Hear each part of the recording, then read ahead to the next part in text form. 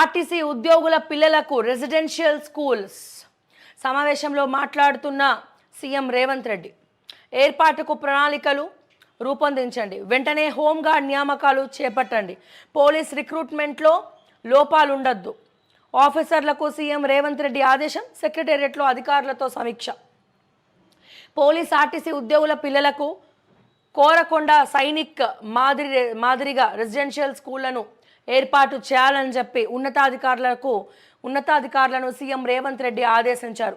సెక్రటేరియట్లో శుక్రవారం సమీక్ష నిర్వహించిన ఆయన వెంటనే హోంగార్డుల నియామకాలను చేపట్టాలని డీజీపీకి సూచించారు.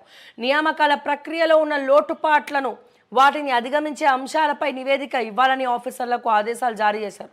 మరోవైపు రాష్ట్రం ఏర్పడినప్పటి నుంచి ఇప్పటి వరకు జరిగిన ఉద్యోగ నియామకాలపైన నివేదిక ఇవ్వాలన్నారు. సాధ్యమైనంత త్వరగా పోలీస్ రిక్రూట్మెంట్ ప్రక్రియను పూర్తి చేయాలని స్పష్టం చేశారు.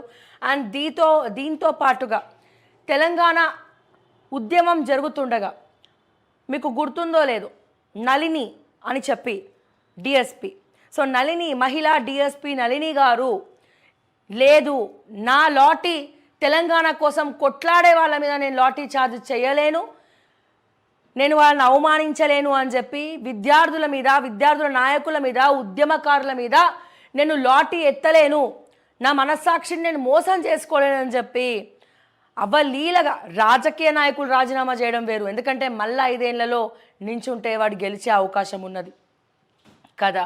కానీ ఈ డీసీపీ పదవి ఏదైతే ఉందో 35 ఏళ్ల సర్వీస్ ఉంటుంది. మరి ఈ సర్వీస్ నాకు వద్దు, వీళ్ళని కొట్టే ఈ లాఠీ నాకు వద్దు అని చెప్పి ఘోష నేను భరించలేనని చెప్పి తను మొట్టమొదటి మహిళగా మొట్టమొదటి పోలీస్ ఆఫీసర్గా, ఏకైక పోలీస్ ఆఫీసర్గా నేను రాజీనామా చేస్తా అని చెప్పి తునప్రాయంగా రాజీనామా చేసి తన పదవి నుంచి తప్పుకుంది నళిని గారు. నిజంగా అటువంటి పర్సన్స్కి మరి ఏం చేసినాం మనం ఈ 10 ఏళ్లలో అనేది కూడా ఒకసారి మనం ఆలోచించుకోవాలి. అసలు ఆ నళిని ఎక్కడ ఉంది, నళిని గారు ఎక్కడ ఉన్నారు అనేది కూడా ఎవ్వరు కూడా ఇన్ని రోజులు అసలు ఆ పేరు కూడా గుర్తుపెట్టుకోలే, ఆ పేరు కూడా ఊహించలే. మేము అది త్యాగం చేసినాం, ఇది త్యాగం చేసినాం అని చెప్పుకునే వాళ్ళకి మరి తన ఉద్యోగాన్నే కష్టపడి చదవడం అంటే, మీకు ఒక డిఎస్పి పొజిషన్కి రావాలన్నా, ఒక పోలీస్ ఎస్ఐ అవ్వాలన్నా మామూలు విషయం అనుకుంటున్నారా అండి?